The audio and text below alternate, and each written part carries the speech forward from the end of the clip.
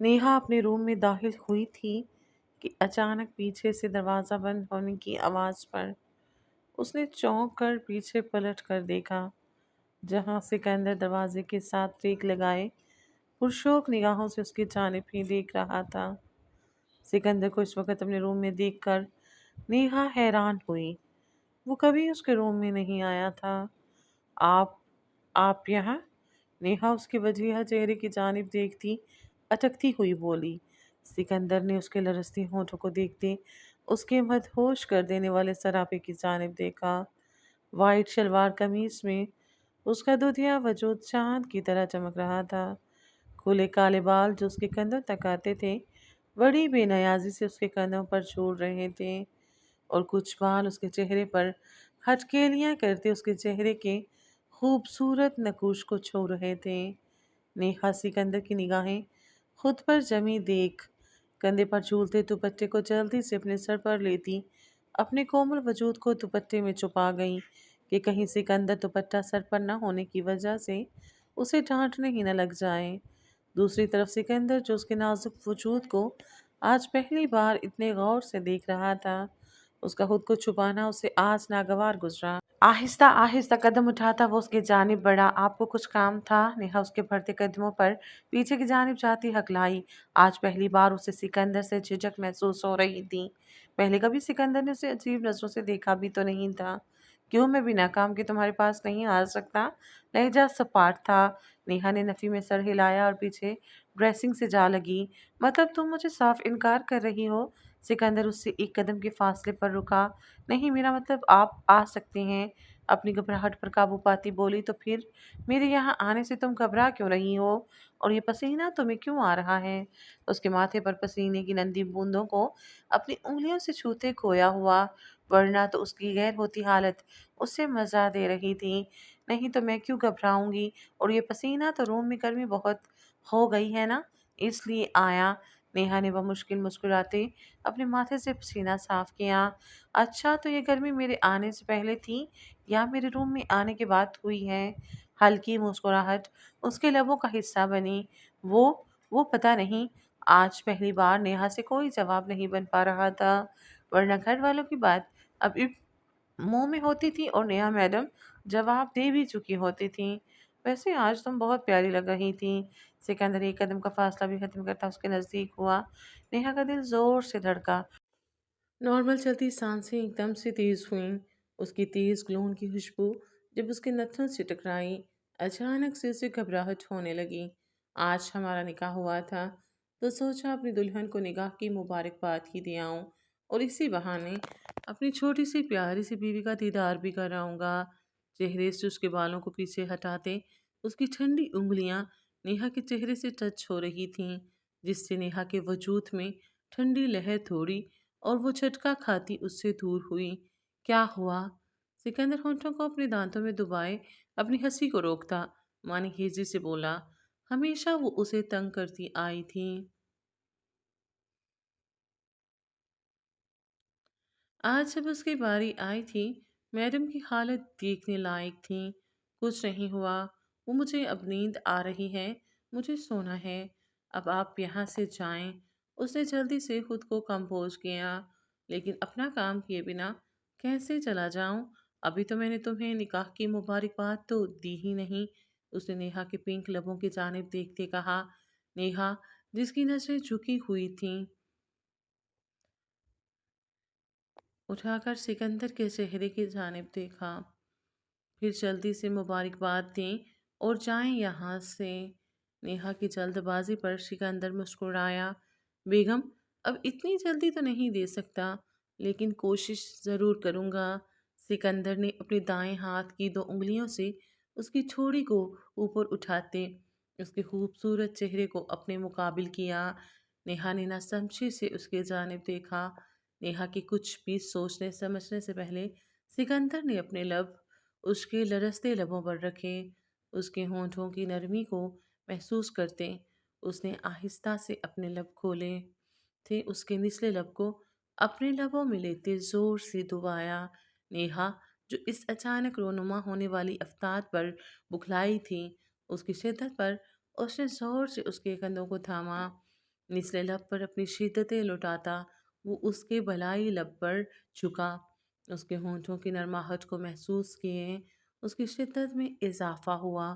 وہ شدت سے اس کے ہونٹوں کو چھوتے بالکل مدہوش ہو چکا تھا۔ نیہا جو اس کے نام گام لمس میں خود بھی کھو رہی تھی، اس کی شدت بڑھنے پر اس کا سانس رکنے لگا۔ اس نے سکندر کے کندھے پر دباؤ ڈالتے خود سے دور کرنے چاہا، لیکن وہ پیچھے ہونے کی بجائے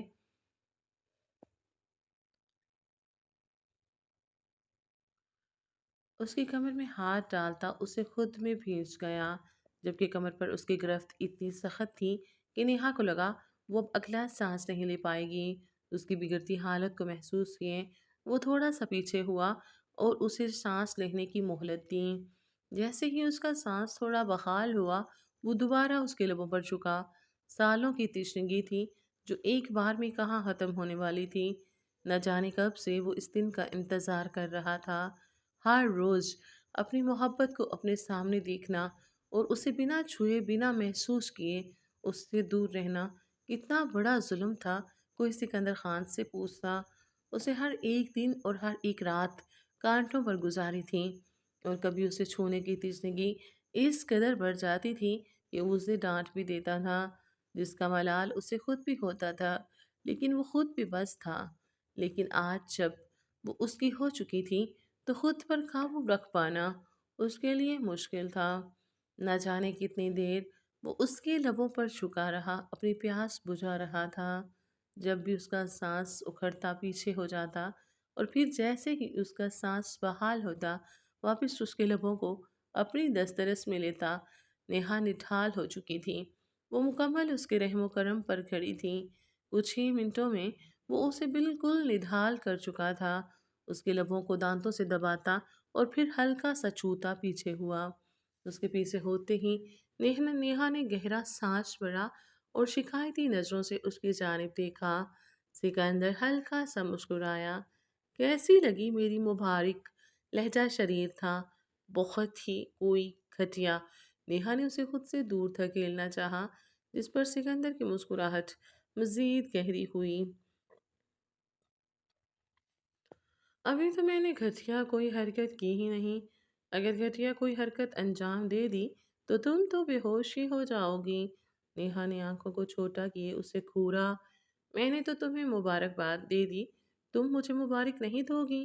نہیں، مجھے کوئی مبارک نہیں دینی، آپ پلیز یہاں سے چلے جائیں۔ نیہا رونے والی ہوئی۔ سکندر جو اسے مزید تنگ کرنے کا ارادہ رکھتا تھا اس سے الگ ہوا۔ ابھی تو چھوڑ رہا ہوں، لیکن فرسٹ نائٹ میں تم سے ڈبل مبارک وصول کروں گا، وہ بھی اپنے طریقے سے۔ اس کے سرخ ہوئے گالوں پر باری باری پیار کرتا، اسے ایسے ہی ششدر چھوڑتا اس کے کمرے سے نکل گیا۔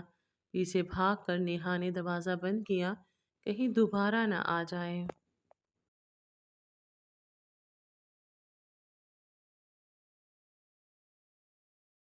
حیدر رات کی 1 بجے گھر داخل ہوا۔ پوری حویلی سناٹے میں ڈوبی ہوئی تھی۔ اس نے مرے مرے قدم حویلی کے اندر رکھے۔ اچانک اسے روحا کا خیال آیا۔ کتنا خوش تھا آج صبح، پہلی ہی نظر میں جس نے اسے چاروں شانے چت کر دیا تھا، اس کے دل کی دنیا کو ہلا دیا تھا، جسے دیکھ اسے چھونے کی خواہش اس کے دل میں پیدا ہوئی تھی۔ آج وہ ہمیشہ کے لیے اس کی ہونے والی تھی کہ اذہان خان نے سب خراب کر دیا تھا۔ اس کے بچپن کی منگیتر، اس کی پہلی نظر کی محبت کو اس سے چھین لیا تھا۔ وہ اسے ہرگز بخشنے والا نہیں تھا۔ وہ کسی بھی قیمت پر روحا کو حاصل کرنے کا ارادہ رکھتا تھا۔ وہ اپنے کمرے کی جانب بڑھا تھا کہ اسے دلاور کے کمرے کی لائٹ چلتی دکھائی دی۔ اس کے قدم خود بخود ان کے کمرے کی جانب بڑھے۔ دروازہ نوک کرتا وہ اندر گیا۔ دلاور جو بیڈ پر کراؤن سے ٹیک لگائے کسی گہری سوچ میں گم تھے، دروازہ نوک ہونے پر سیدھے ہو کر بیٹھے اور دروازے کی جانب دیکھا جہاں حیدر کھڑا تھا۔ تم یہاں اب کیوں آئے ہو؟ لہجہ بے حد غصے بھرا تھا۔ ڈیڈ، میری بات تو سن لیں۔ حیدر تیز قدم اٹھاتا ان کے پاس بیڈ پر آ کر بیٹھا۔ واہ بیٹا، کیا گیم کھیلا ہے اپنے باپ کے ساتھ؟ تم نے سوچا ہوگا ایسے تو میرا باپ مجھے انکار کرنے نہیں دے گا، اس لیے مجھے دھوکے میں رکھ کر اپنا مقصد پورا کر لیا۔ دلاور نے ناگواریت سے نظریں پھیری۔ تمہیں اندازہ نہیں ہے آج آغا جان کے سامنے مجھے کتنی شرمندگی اٹھانی پڑی ہے۔ میں نے شدت سے اپنے خدا سے دعا کی تھی مجھے موت دے دے۔ ڈیڈ، ایک بار میری بات تو سن لیں۔ کیا سنوں؟ ابھی بھی کچھ کہنے کو باقی ہے؟ ڈیڈ، میں خود سے نہیں گیا تھا، کسی نے مجھے کڈنیپ کر لیا تھا۔ حیدر بے بسی سے بولا۔ بیٹا جی، کوئی ایسی کہانی سناؤ جس پر ہم سب یقین کر سکیں۔ ڈیڈ، میں کوئی کہانی نہیں بنا رہا، سچ میں مجھے کسی نے کڈنیپ کر لیا تھا۔ آپ ہی بتائیں، اگر مجھے روحا سے شادی نہ کرنی ہوتی تو خود آپ سے کیوں کہتا، پہلے کی طرح منع کر دیتا۔ میں نکاح کے لیے تیار ہو رہا تھا کہ ایک آدمی کھڑکی سے اندر آیا اور میرے کسی کو بلانے سے پہلے مجھے بے ہوش کر کے لے گیا۔ جب مجھے ہوش آیا تو میں نے خود کو ایک اندھیرے کمرے میں پایا تھا۔ میں نے بہت کہا کہ مجھے جانے دو، لیکن انہوں نے میری ایک نہ سنی، اور کچھ دیر پہلے ایک آدمی آیا اور مجھے یہ کہہ کر رہا کر دیا کہ میرے آدمیوں سے غلطی ہو گئی، انہوں نے غلط آدمی کو اٹھا لیا تھا۔ حیدر نے سچ جھوٹ ملا کر دلاور کو بتایا۔ دلاور کو یقین تو نہیں ہو رہا تھا، لیکن حیدر کی حالت دیکھ انہیں کہیں نہ کہیں اس کی بات سچ بھی لگ رہی تھی، جس کا پتہ وہ آغا جان کو بتا کر ہی لگا لیتے۔ جو کچھ بھی ہوا ہو، لیکن اب سب ختم ہو گیا ہے۔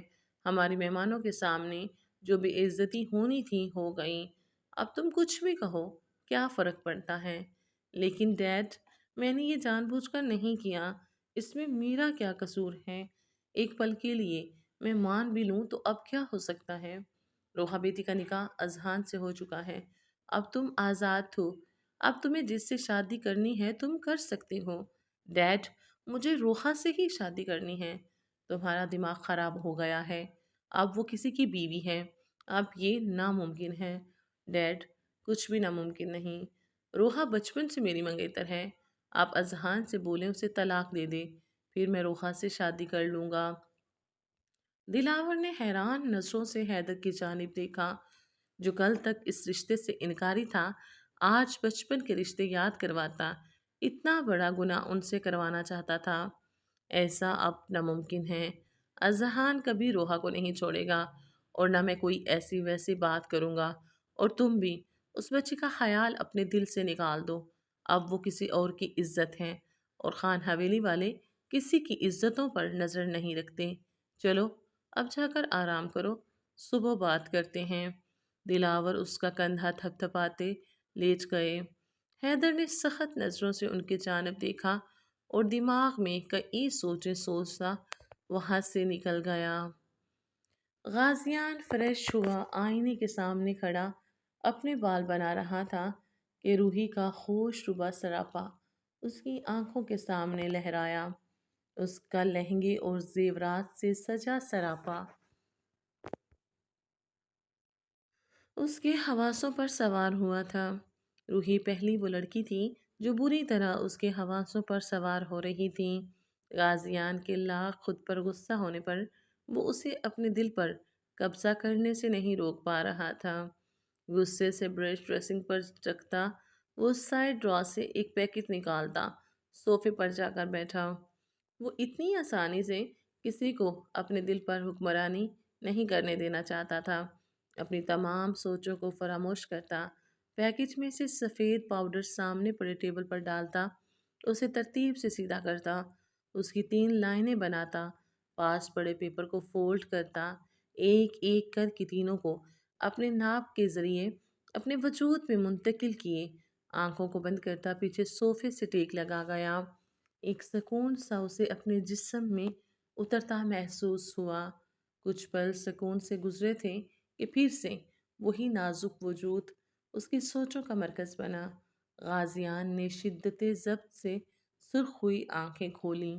میرے دماغ اور دل سے نکل جاؤ، یہی تمہارے لیے ٹھیک ہوگا، ورنہ اگر میرا دل ضد کر بیٹھا تو میری شدتیں تم برداشت نہیں کر پاؤ گی۔ اپنے بالوں کو سہلاتا، درد سے پھٹتے سر کو سہلاتا، وہ خود کو پرسکون کرنے کے لیے دوبارہ شاور لینے کی نیت سے واش روم کی جانب بڑھا۔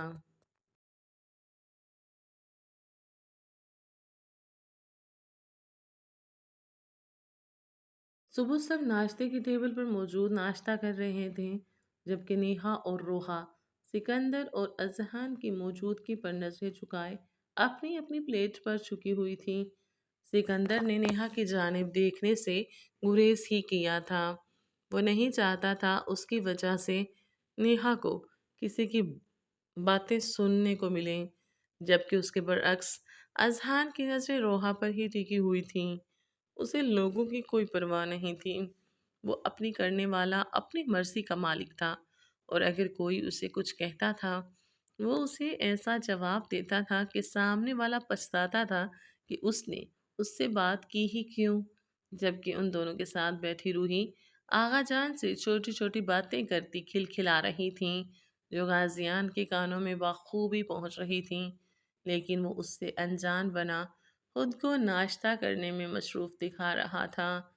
سب ہنسی خوشی ناشتہ کر رہے تھے جب وہاں حیدر کی آواز گونجی، السلام علیکم۔ سب نے ایک ساتھ اس کی جانب دیکھا، جبکہ اذہان کی نظریں ابھی تک روحا کی جانب تھیں، جو سب گھر والوں کے ساتھ حیدر کی جانب دیکھ رہی تھی، لیکن خود کو کسی کی نظروں کے حصار میں محسوس کیے نظریں اس جانب موڑی تو اذہان کی سرخ ہوئی آنکھوں میں دیکھ اس نے نظریں فوراً جھکائیں۔ آغا جان نے ناگواریت سے نظریں پھیریں۔ دلاور انہیں صبح ہی سب بتا چکے تھے۔ انہیں یقین تو نہیں تھا، لیکن پھر بھی انہوں نے اپنے آدمیوں سے کہہ کر سچ کا پتہ لگوانے کا بولا تھا۔ بھائی، آپ آ گئے؟ روحی بھاگتے ہوئے حیدر کے گلے لگی تھی۔ چاہے حیدر اس سے پیار نہ کرتا ہو، لیکن وہ تو کرتی تھی، اور اسے اپنا بھائی بہت عزیز تھا۔ غازیان نے پرشوق نگاہوں سے اس کے مسکراتے چہرے کو دیکھا تھا۔ اس کے چہرے کو دیکھتے وہ یہ اندازہ نہیں کر پا رہا تھا کہ اس چھوٹی سی لڑکی میں ایسا کیا تھا جو ہر وقت وہ اس کے حواسوں پر چھائی ہوئی تھی۔ حیدر کے ساتھ چلتی وہ واپس اپنی جگہ پر بیٹھی، جبکہ غازیان کی نظریں ابھی بھی اسے ہی دیکھ رہی تھیں۔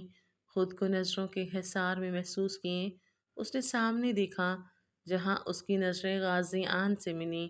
اس نے ایک آئی برو اچکائے اس سے خود کو دیکھنے کی وجہ پوچھی، جس پر نہ چاہتے ہوئے بھی غازیان کے لب ہلکے سے مسکرائے۔ اسے لگا تھا کہ شاید شرما کر وہ نظریں چکا جائے گی، لیکن وہ یہ کیسے بھول گیا تھا کہ وہ روحی دلاور خان تھی، لندن سے آئی ایک بگڑی لڑکی بقول غازیان کے، جبکہ وہ تو اس کے برعکس بس تھوڑی شرارتی اور نہ سمجھ تھی۔ کچھ پل دونوں ایک دوسرے کو دیکھتے رہے، جبکہ پہل غازیان نے کرتے اپنی نظریں پھیری تو روحی بھی اپنی پلیٹ پر متوجہ ہوئیں۔ حیدر اذہان کے ساتھ آ کر بیٹھا۔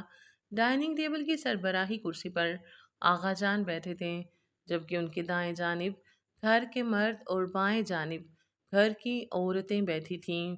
مردوں کو چھوڑ کر گھر کی سبھی عورتوں کے من میں حیدر کو دیکھ کر بہت سے سوال تھے، لیکن آغا جان کیا خیال کرتے سب خاموش تھے۔ حیدر نے ایک نظر سامنے بیٹھی روحا کی جانب دیکھا، جو سادگی میں بھی غضب ڈالتی تھیں۔ دوپٹہ سر پر لیے وہ نظریں جھکائے کھا رہی تھیں۔ اذہان نے حیدر کی جانب دیکھا اور غصے سے اپنی مٹھیاں بھینچیں۔ اپنی نظروں کو کنٹرول میں رکھو حیدر خان، یہ نہ ہو تمام گھر والوں کے سامنے تمہاری بچی کچی عزت بھی ختم ہو جائے۔ سرگوشی میں کہتا وہ ہلکا سا مسکرایا۔ حیدر نے نظریں روحا سے ہٹاتے اس کی جانب دیکھا اور پھر جوس کا گلاس لبوں سے لگایا۔ نیکسٹ پارٹ کو سننے، پڑھنے اور دیکھنے کے لیے میرے چینل کو سبسکرائب کیجیے، اور کوئی غلطی کوتاہی ہو تو معاف کیجیے گا۔ اللہ حافظ۔